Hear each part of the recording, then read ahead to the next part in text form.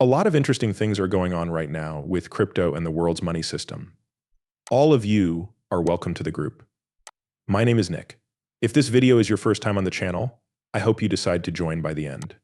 So let's talk about this. This post is in a lot of XRP videos because it ties together the Ripple case and the SEC case that everyone keeps talking about. There's just way too much noise around this SEC case, and I think it was all planned. I've made movies about this that talk about it. Even with the FSB, the IMF, and the BIs, Ripple is using play on words here.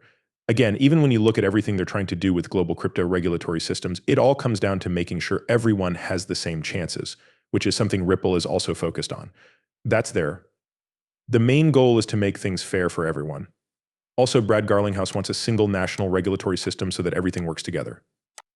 And that's pretty much what we're seeing now from the FSB with the IMF, the World Bank, and even the G20. This is interesting, though, because it ties back to what we've been learning about Ripple and these governing groups. To be honest, it's easy to get into crypto positions, but it's very hard to have a plan for when it's time to cash out.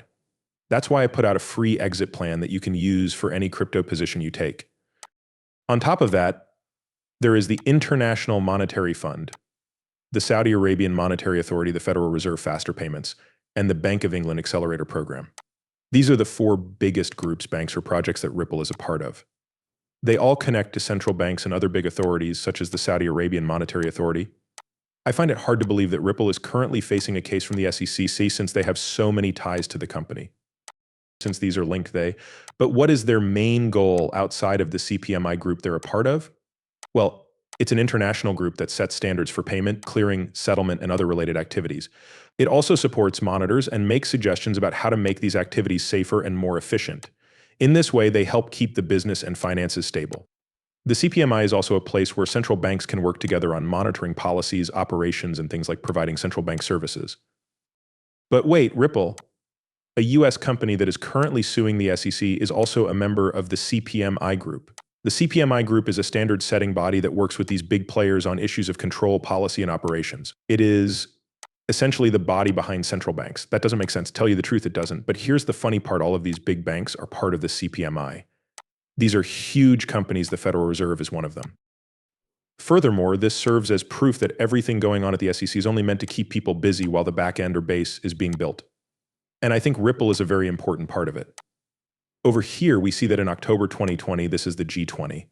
The G20 made it a goal to improve cross-border payments while Saudi Arabia was in charge.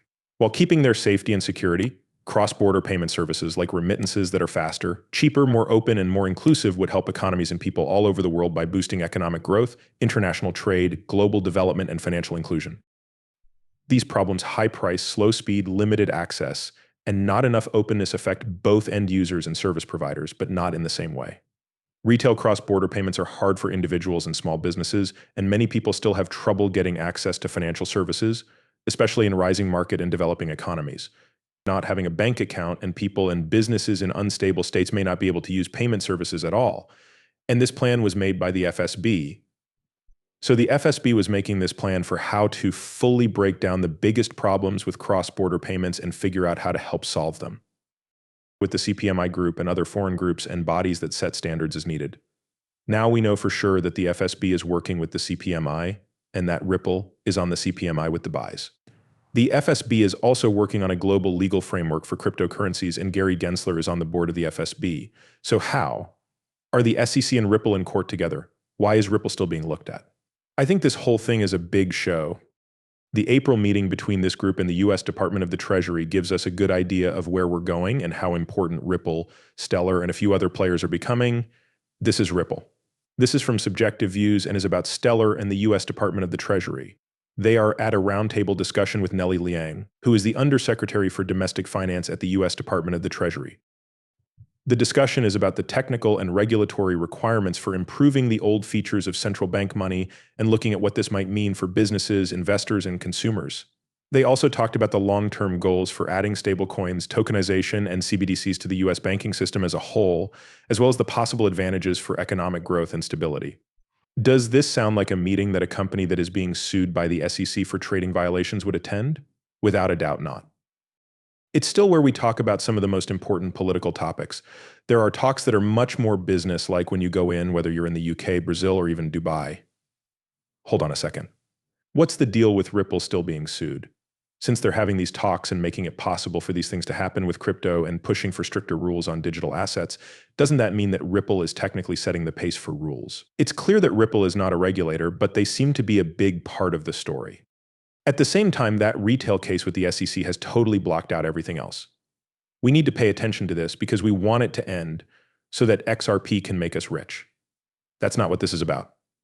People are wondering why Ripple is being sued when we already know all of this. What's going on behind the scenes? We have thought about it, right? Things are moving more slowly so that the system can catch up, but pay close attention to this movie. From a business point of view, all businesses, not just crypto businesses, need operational and market certainty. They need to know not only what they're going to do this year, but also how that will affect their bottom line in 2 or 5 years. In addition, as I said at the start of the panel, these companies can go to other countries with clear rules or licenses that allow them to do business. And I know that as head of the US side, my meetings with regulators and lawmakers are very different from those I have with my peers in other parts of the world, where we still talk about some of the bigger political issues. And you go in and have talks that are much more business, like whether you're in the UK, Brazil, or Dubai. See, these are companies with their main office in the US. These are companies that care about following the rules and keeping users safe. Also, it's important to remember that a lot of this is something that companies want, but it's also something that people want, and the US government should care about what people want. There are now 52 million crypto users in the United States. That's why they'll have to make sure they're taking care of their money in a safe way, a clear and honest way. So those of us who see these US-based companies are seeing some of them move overseas. The best people in growth are leaving for other countries. Businesses want to go where they can be sure of doing business in different foreign countries. This is because they need to know how to run their businesses in 18 to 5 years. That's where the US will start to differ from other countries that can say, come here and innovate, and we'll be able to see this kind of offering get better for our customers. That's going to be very interesting. All of this is taking place, right? But keep in mind that Ripple is being sued right now. Ripple is, a bad business. They did something here and something there. That's what the story was all about up until about 2020. They might not happen, but if they do, there could be big benefits. So I believe there are some good things about having a single currency, which we learned from past, maybe from Alexander Hamilton 100 years later. It helps the economy grow and keeps things stable financially. We're going to try to put down that sign. Without a doubt, we want a single currency, and we set an example of how important it is to put national security first while also protecting people's privacy. That means there are important trade-offs. I don't know where it's all going to end up, Tim. It will be interesting to see how things go. I agree with your point that it was important to lay the table. It does that and also shows what the next step is. Also, I believe we should not make any hasty decisions about the next steps. Technology does need to be. Watch how people's comfort levels with technology change over time. I also think that what they want for their future has a lot to do with the people.